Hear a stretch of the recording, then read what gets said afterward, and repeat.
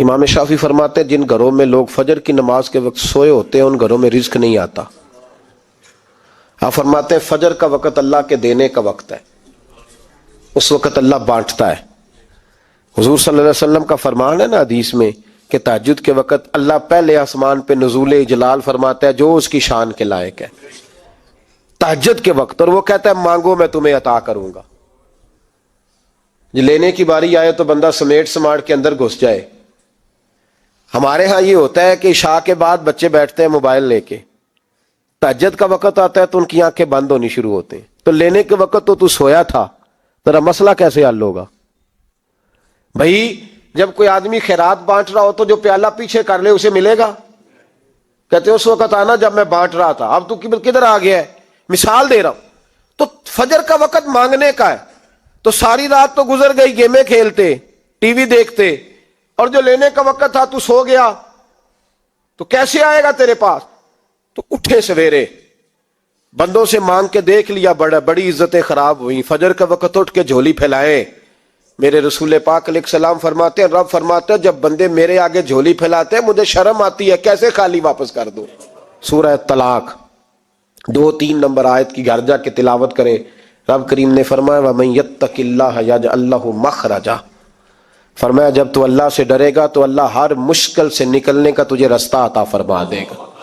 اور کیا خوبصورت انداز ہے قرآن مجید کا، اور ہم نے اس کا لاکھوں بار تجربہ کیا، 20 اور سینکڑوں بار یہ چیز ذاتی طور پر پریکٹیکل سے گزری۔ اللہ نے فرمایا ہر مشکل سے نکلنے کا رستہ بھی دے گا، وَيَرْزُقْهُ مِنْ حَيْثُ لَا يَحْتَسِبُ، اور اللہ تجھے وہاں سے رزق دے گا کہ تو نے کبھی سوچا بھی نہیں ہوگا۔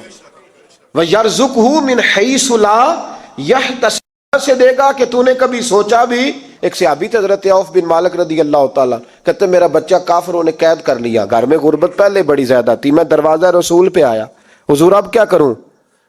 تو کہتے ہیں نبی پاک نے فرمایا بھروسہ اللہ کی ذات پہ کر، توکل اللہ کی ذات پہ کر، اور گھر جا کے تسبیح لے کے میاں بیوی بیٹھ جاؤ اور پڑھو لا حول ولا قوت الا باللہ العلی العظیم، جاؤ پڑھو جا کے۔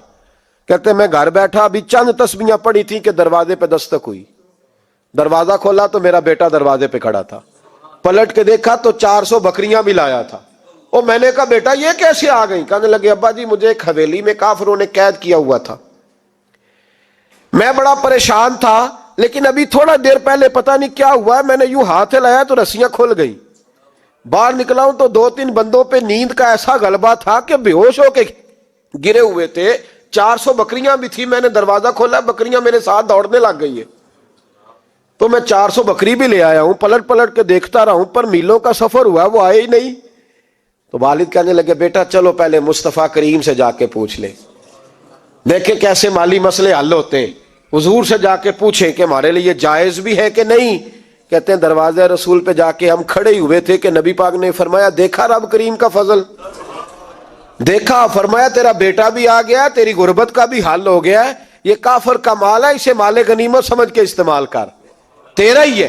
تو لا حول ولا قوت الا باللہ العلی العظیم پڑھیں تو رزق میں پڑھیں گے انشاءاللہ، بول کے بتائیے پڑھیں گے انشاءاللہ تعالی۔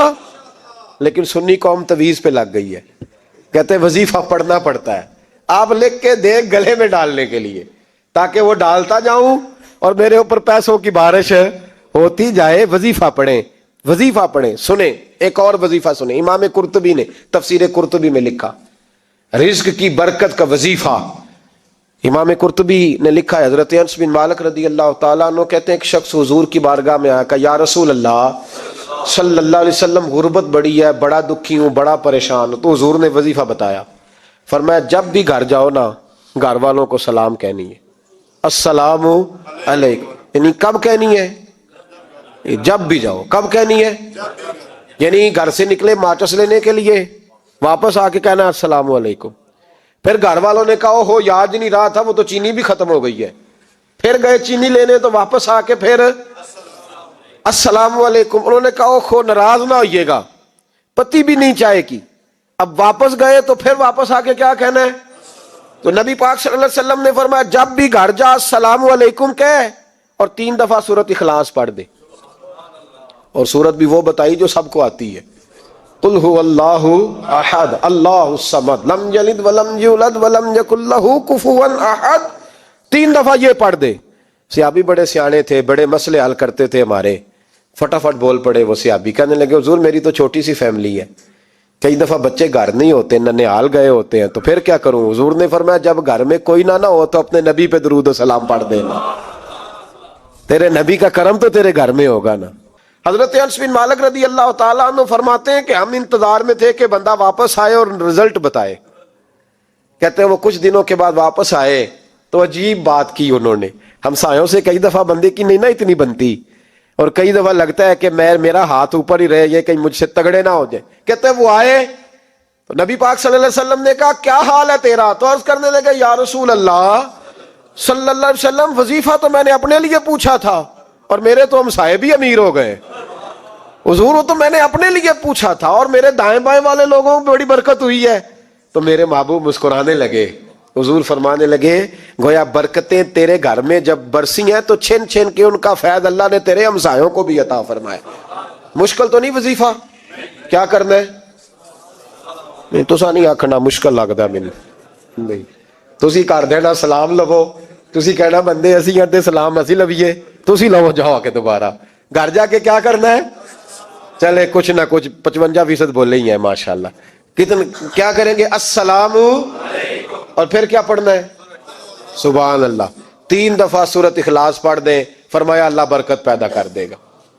اب سنیں, ایک دوست آئے, کہنے لگے حضرت جی بڑے پیروں کے پاس گیا ہوں, مالی مسئلہ حل نہیں ہوتا. تو میں نے کہا میں تجھے نبی پاک کی بارگاہ میں نہ لے جاؤں, پیروں کے پیر کے پاس نہ چلے جائیں. میں نے کہا سن تیرا مالی مسئلہ حضور حل کر دیتے. مشکات میں حدیث ہے, ایک صحابی نے کہا حضور غربت ہے, فرمایا روز رات کو سورۃ واقعہ پڑھ, تیرے گھر میں فاقہ نہیں آئے گا. اور یار بتاؤ جب نبی پاک نے کہہ دیا نہیں آئے گا تو آئے گا, حضور نے کہہ دیا نہیں آئے گا تو آئے گا, اللہ اکبر, آ ہی نہیں سکتا. تو وہ والا وظیفہ پڑھ جو مصطفیٰ کریم نے بتایا ہے, اور رب کریم کی بارگاہ میں گویا نیت ہو کہ یا اللہ میں کوئی خود تو نہیں نہ پڑھ رہا, تیرے نبی نے بتایا ہے. سورۃ واقعہ پڑھ, تیرے گھر میں فاقہ. حضرت عبداللہ ابن مسعود رضی اللہ تعالیٰ عنہ بیمار ہو گئے, شدید بیمار, اور بیٹیوں کے باپ تھے, بیٹیاں زیادہ تھی. حضرت عثمان غنی رضی اللہ تعالیٰ عنہ کا دور خلافت تھا. جناب عثمان غنی تیمارداری کرنے آئے,